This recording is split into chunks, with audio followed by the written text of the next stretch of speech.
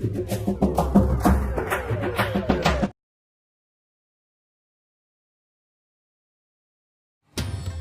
Friends, இப்போ நம்மளுடைய சிவனுக்கு பிரதோஷ கால நேரம் இது. இன்னும் 6 மணி முடியலை. அதுக்குள்ள நம்ம வந்துட்டு அபிஷேகமும் அர்ச்சனையும் செஞ்சிடலாம் அப்படின்றதுக்காக தான் நான் எல்லாமே ரெடி பண்ணியிருக்கேன். என்னென்ன அபிஷேகங்கள் செய்ய போகிறோம் அப்படின்னா, பால் அபிஷேகம், பன்னீர், சந்தனம், இது வந்துட்டு அபிஷேக பொடின்னு பேர், நிறைய மூலிகைகள் கலந்தது, சொர்ண அபிஷேகம், விபூதி அபிஷேகம். இதெல்லாம் நம்ம வந்துட்டு இப்போ சிவனுக்கும் நந்தீஸ்வரருக்கும் செய்ய போகிறோம். வாங்க. முதல்ல நம்ம சிவபெருமானுக்கு இந்த ஆவுடையில கண்டிப்பா துணி இருக்கணும். துணி கட்டாம அவருக்கு அபிஷேகங்கள் செய்யக்கூடாது, சரிங்களா? அதுக்கப்புறம் நெத்தியில பொட்டு வைக்கணும் கண்டிப்பா. அதே முதல் அபிஷேகமா பால் அபிஷேகம் செய்து முடிச்சுட்டு குங்குமம் வச்சுட்டு அவருக்கு ஒரு பூ சாத்தணும். சாத்திட்டு தூப தீபம் காமிச்சிட்டு திரும்பவும் அடுத்த அபிஷேகத்தை கண்டினியூ பண்ணணும். இந்த மாதிரி தான் நம்ம வந்துட்டு முறையா செய்யணும். இப்போ அது எப்படி செய்யணும்ன்றத வீடியோவை பாருங்க. முதல்ல நம்ம அபிஷேகம் ஆராதனை எது செய்யறதுக்கு முன்னாலையும் சிவபெருமான் கிட்ட ஒரு மன்னிப்பை கேட்டுட்டு, நான் செய்யற பூஜையில ஏதாவது குற்றம் குறைகள் இருந்தா மன்னிச்சிருப்பா அப்படின்னு நம்ம வேண்டிக்கணும்.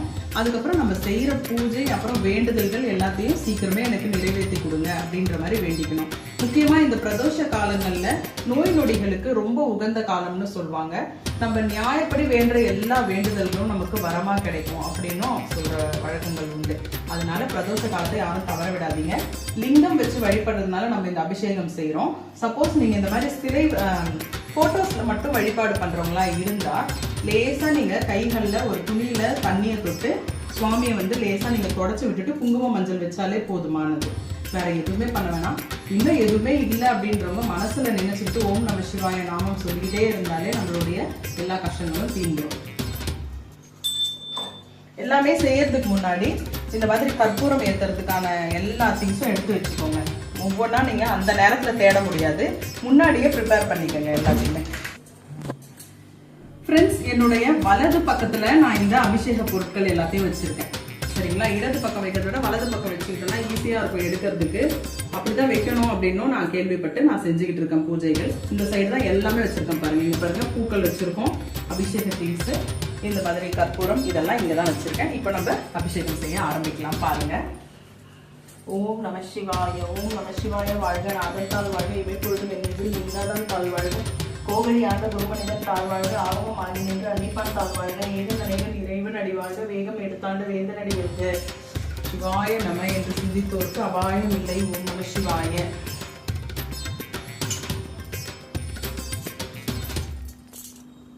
சரியா? ஓம் நம சிவாய, ஓம் நம சிவாய, ஓம் நம சிவாய, ஓம் நம சிவாய, ஓம் நம சிவாய.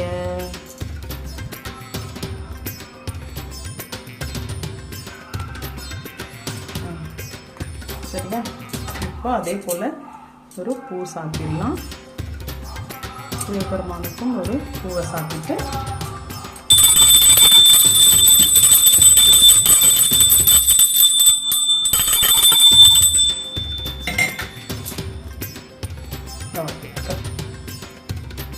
ஓகேவா?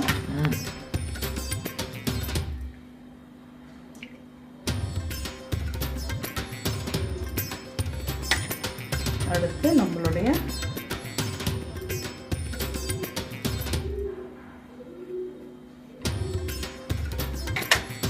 அபிஷேகத்தூள் இரண்டையும் குங்குமம் வச்சு அமைச்சர்.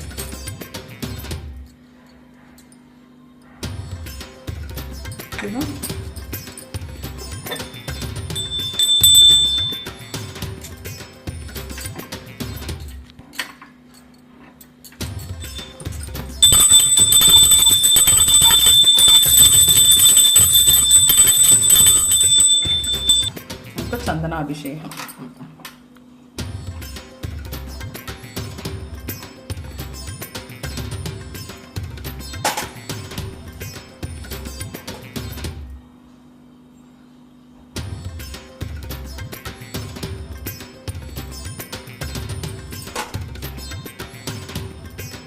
ஓம் நம சிவாய.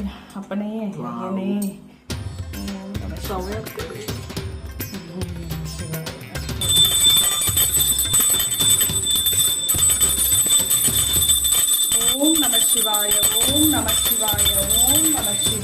கொண்டு பண்ணுறோம்.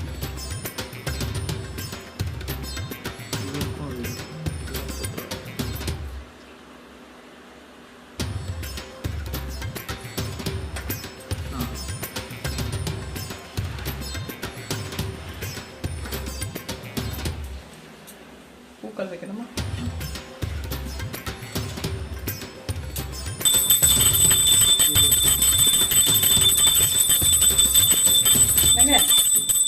ஃப்ரெண்ட்ஸ், இப்போ வந்துட்டு லிக்விடாக நம்ம போடுற அபிஷேகம் எல்லாம் செய்தாச்சு. இப்போது விபூதி அபிஷேகம் நம்ம செய்யும் பொழுது கொஞ்சத்தை எடுத்து நம்ம வீட்டில் வச்சுக்கிட்டு அதை வந்து நம்ம டெய்லி இட்டுக்கிற விபூதியோட மிக்ஸ் பண்ணி நம்ம இட்டுக்கிட்டோம்னா ரொம்ப நல்லது. அதனால் அதை வந்து நம்ம தண்ணியோட ஓட விட்டுட்டோம்னா வேஸ்ட்டாக போயிடும். இப்போ நான் ஒரு வெற்றிலையை வச்சு அதுக்கான சிவனை வச்சு அந்த விபூதி அபிஷேகம் செய்ய போகிறேன்.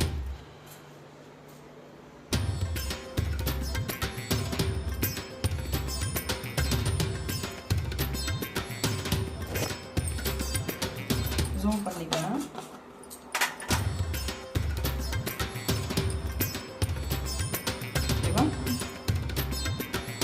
ஓம் நம சிவாய. ஜூம் பண்ணிக்கலாம். ஓம் நம சிவாய. எல்லா அபிஷேகங்களையும் விட இந்த விபூதி அபிஷேகம் அப்படின்னும்பொழுது சிவபெருமானுக்கு மிகவும் பிடித்த அபிஷேகங்க. அதனால் இந்த விபூதி அபிஷேகத்தை கண்டிப்பாக யாரெல்லாம் சிவலிங்கம் வச்சு பூஜை பண்ணுறீங்களோ செஞ்சுட்டே வாங்க. முக்கியமாக வியாதிகள் தீரும். விபூதி அப்படின்னாலே வியாதிகள் பூரணமாய் தீரும் அப்படின்ற பொருளும் இருக்குது.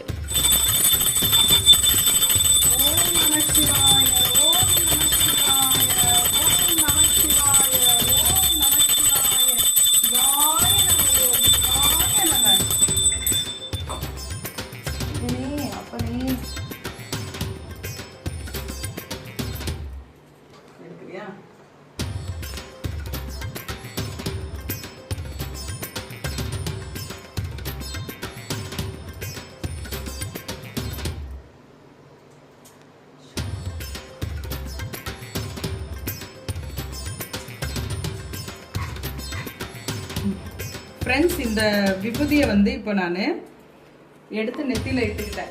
இப்போ இந்த விபூதியை இதுலையும் நம்ம சேமித்து வச்சுக்கிட்டு டெய்லி யூஸ் பண்ணிக்கலாம்.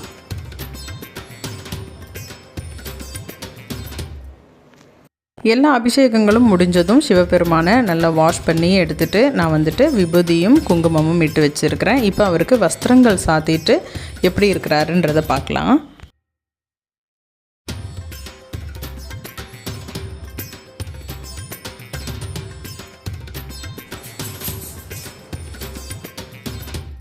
எல்லா விதமான அபிஷேகங்களும் முடிஞ்சதுக்கப்புறம் முக்கியமான 2 அபிஷேகங்கள் நான் செய்யணும்னு நினச்சி செஞ்சேன். இது எதுன்னு பார்த்தீங்கன்னா ஸ்வர்ணாபிஷேகமும் காசு அபிஷேகமும். இது வந்துட்டு உங்களுக்கு புதுசாக இருக்கலாம். ஸ்வர்ணாபிஷேகம் கூட நீங்கள் செய்திருப்பீங்க. காசு அபிஷேகம்ன்றது புதுசாக இருக்கலாம். அதில் எந்த தவறும் கிடையாதுங்க. நம்ம எல்லா பொருட்களுமே நம்ம வீட்டில் நிறைவாக இருக்கணுன்றதுக்காக தானே அபிஷேக ஆராதனைகள் செய்கிறோம். அது மட்டும் இல்லை, நமக்கு பிடிச்ச சிவபெருமானுக்கு என்னென்னலாம் செய்ய முடியுதோ அதெல்லாம் செய்யணுன்றது தான் என்னுடைய ஆசை. எப்போவுமே பூஜை ரூமில் பார்த்திங்கன்னா ரொம்ப பயபக்தியாலாம் நான் இருக்க மாட்டேன். அதாவது அவர் வந்து எனக்கு ஒரு அப்பா மாதிரி, ஒரு அப்பாவோ தாத்தாவோ என் வீட்டில் ஒருத்தர் தான் அவர். அப்படி இருக்கும் பொழுது ரொம்ப பயந்துக்கிட்டு இப்படி அப்படின்லாம் இருக்க மாட்டேன். ரொம்ப சந்தோஷமாக மனநிறைவாக இதை நான் பண்ணுறேன், இதை நீ ஏற்றுக்கோ ஏன் அப்படின்ற மாதிரி தான் நான் இருப்பேன். அதுக்கு ஏற்ற மாதிரியே என்னுடைய வேண்டுதல்களை படிப்படியாக ஒன்று ஒன்றா கேட்டு அந்த ஈசன் வந்து எனக்கு நிறைவேற்றிக்கிட்டே தான் இருக்கிறாரு. கண்டிப்பாக யாரெல்லாம் வீட்டில் இந்த மாதிரி லிங்கம் வச்சு வழிபாடுகள் செய்கிறீங்களோ எல்லாருமே அதை தொடருங்க, விடவே விடாதீங்க. நாள் கிழமைகளில் அதே மாதிரி திங்கக்கிழமை, சோமவாரம், பௌர்ணமி இது போன்ற நாட்களில் அழகாக நம்ம வந்துட்டு இந்த மாதிரி பூஜைகள் செய்கிறது ரொம்ப சிறந்தது. எல்லா வித அபிஷேகங்களும் நிறைவடைஞ்சிருச்சு. இப்போ வந்துட்டு அழகான வாசனை மிகுந்த தூபங்களை ஏற்றி சிவபெருமானுக்கு நல்ல அந்த மனம் வந்துட்டு ரூம் ஃபுல்லாக பரவுற அளவுக்கு நான் நிறைய தூபங்கள் ஏற்றியிருந்தேன்.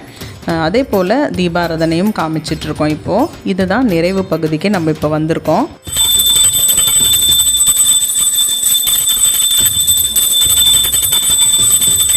கிட்ட காமிச்சிருக்கோம்.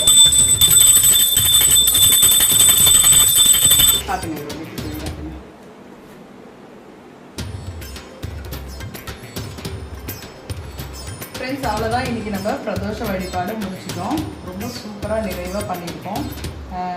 இவருக்கும் சிவனுக்கும் அபிஷேகங்கள் ஆராதனைகள் முடிஞ்சது, அர்ச்சனையும் முடிஞ்சது. நந்தி தேவருக்கும் அழகாக எல்லாமே சிறப்பாக முடிஞ்சது. நந்தி தேவருடைய கொம்புகளுக்கு நடுவில் சிவபெருமானை பார்க்கணும் அப்படின்ற மாதிரி சொல்லுவாங்க. இந்த கொம்புகளுக்கு நடுவில் நாங்கள் சிவபெருமானையும் பார்த்துட்டோம். ரொம்ப அழகாக இருந்தார்.